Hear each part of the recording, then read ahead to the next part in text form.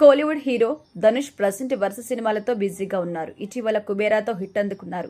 ఇప్పుడు తన స్వీయ దర్శకత్వంలో తెరకెక్కుతున్న ఇడ్లీ కడై పోస్ట్ ప్రొడక్షన్ పనుల్లో బిజీగా ఉన్నారు. ప్రస్తుతం ఆయన చేతిలో మరికొన్ని సినిమాలు ఉన్నాయి. అయితే హీరో, డైరెక్టర్, ప్రొడ్యూసర్, సింగర్ ఇలా మల్టీ టాలెంటెడ్ తో దూసుకుపోతున్న ధనుష్ పై ఎఫైర్స్ రూమర్స్ అయితే తక్కువేం కాదు. ఆయన చాలా మంది హీరోయిన్స్ తో ప్రేమాయణ నడిపినట్టు కోలీవుడ్ లో గుసగుసలు వినిపిస్తూ ఉంటాయి. సూపర్ స్టార్ రజనీకాంత్ కుమార్తె ఐశ్వర్యతో 18 ఏళ్ల వైవాహిక బంధానికి ముగింపు పలికారు. హీరోయిన్లతో ఎఫైర్ కారణంగా ఐశ్వర్య ఆయనకు విడాకులు ఇచ్చిందని కూడా అంటుంటారు. అయితే ప్రజెంట్ సింగిల్ గా ఉన్న ధనుష్ హీరో మీనాని పెళ్లి చేసుకోబోతున్నారని వార్తలైతే వచ్చాయి. కానీ ఈ వార్తల్ని ఖండించారు. తనకి ధనుష్ తో పెద్దగా పరిచయం లేదు అని కూడా, ఇలాంటి వార్తలతో తాను తన కూతురు మనోవేదనకి గురవుతున్నామని కూడా ఆమె చెప్పారు. తాజాగా వినిపిస్తున్న సమాచారం ప్రకారం బాలీవుడ్ బ్యూటీ మృణాల్ ఠాకూర్ తో ధనుష్ ప్రేమాయణ నడిపిస్తున్నారట. ఇటీవల ఎక్కడ చూసినా ఈ జంట చెట్టా పట్టాలేసుకుని కనిపిస్తోందట. మొన్న మృణాల్ ఠాకూర్ బర్త్డే వేడుకల్లో ధనుష్ సెంటర్ ఆఫ్ అట్రాక్షన్ గా కనిపించారు. ఆమెతో సన్నిహితంగా మెలగడం, చేతులు పట్టుకోవడం, ఇద్దరు లవర్స్ లా కనిపించడంతో వీరిద్దరి మధ్య డేటింగ్ వార్తలకి ఆజ్యం పోసినట్టయింది. అంతేకాకుండా అసలు తనకి సంబంధమే లేని పార్టీకి ధనుష్ కోసం మృణాల్ వెళ్లినట్టుగా తెలుస్తోంది. దీంతో వీరి మధ్య ప్రేమాయణం కొనసాగుతుందని, త్వరలో దీనిపై ఎవరో ఒకరు ఓపెన్ కావచ్చని అంటున్నారు బాలీవుడ్ మీడియా. అయితే ధనుష్ గురించి తెలిసిన వారు మాత్రం మృణాల్ ని హెచ్చరిస్తున్నారట. ఆయనతో రిలేషన్ పెట్టుకుంటే నీ జీవితం,